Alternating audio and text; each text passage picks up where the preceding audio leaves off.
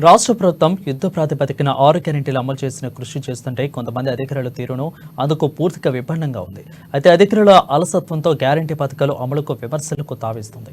కరీంనగర్ పట్టణం 60వ డివిజన్లో గ్యారెంటీ స్వీప్లకు దరఖాస్తులు చేసుకునేందుకు ప్రజలు మున్సిపల్ కార్యాలయానికి వెళ్తే అక్కడ సిబ్బంది లేకపోవడంతో ఇబ్బంది పడుతున్నారు. అర్జీలు తీసుకునే సిబ్బంది సమయానికి రాకపోవడంతో ప్రజలు బారులు తీశారు. సిబ్బంది తీరుపై ఆగ్రహం వ్యక్తం చేస్తున్నారు. ఇదే అంశంపై మరింత సమాచారం మా కరీంనగర్ ప్రతినిధి శ్రీకాంత్ అందిస్తారు.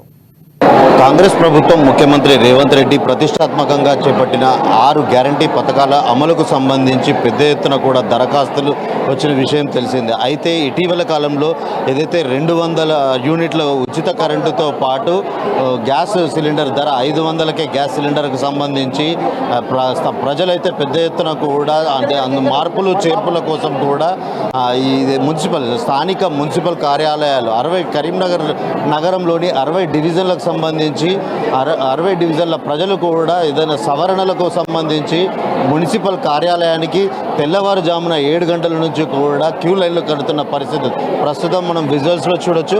భారీగా కూడా అంటే స్థానికులంతా కూడా తమకు 200 యూనిట్ల లోపు కరెంటు బిల్లుతో పాటు 500 రూపాయలకే గ్యాస్ పథకానికి సంబంధించి అర్జీలు ఇవ్వడానికి కూడా బారులు తీరిన పరిస్థితి అయితే ఉన్నది. మనతో పాటు కొంతమంది స్థానికులు ఉన్నారు, వారితో మాట్లాడే ప్రయత్నం చేద్దాం. చెప్పండి,